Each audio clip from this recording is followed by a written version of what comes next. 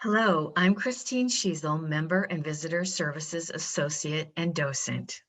And I'm Margi Burr, Director of Education at the Dubuque Museum of Art. Welcome to a conversation about art we call More Than Meets the Eye, the story behind the work with Christine and Margi.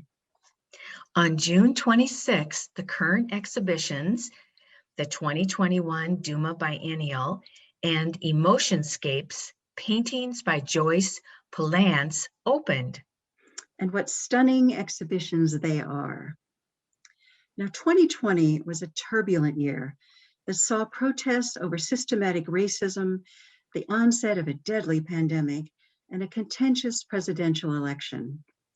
Scientists and spiritual guides help some of us navigate the challenging times with their resourcefulness and vision, but it is the artists who take the pulse of the moment and express it in a way that transcends barriers of language and culture. I agree.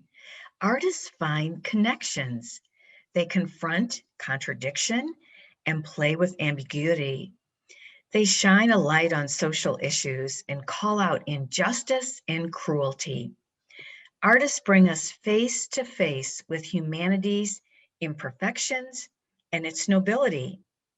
Rather than being paralyzed by the pandemic, artists rose to the challenge. With a diversity of voices and perspectives, these visual storytellers sought to bring understanding and meaning to our collective crisis. Now, the 2021 DuMA Biennial is a juried exhibition that highlights 27 leading contemporary regional artists, represented by 55 works of original art. Margie, how is this biennial different than previous years? Well, let me tell you, Christine, the biennial is different in its use of materials. They revealed our longing to turn inward in times of crisis and seek inspiration and comfort from familiar surroundings, simple pleasures, and art materials we could find at home. How many of us sought much needed distraction in baking, gardening, or exploring the world of DIY? Now, Christine, shall we take a look at the paintings of Joyce Polance? Oh, absolutely.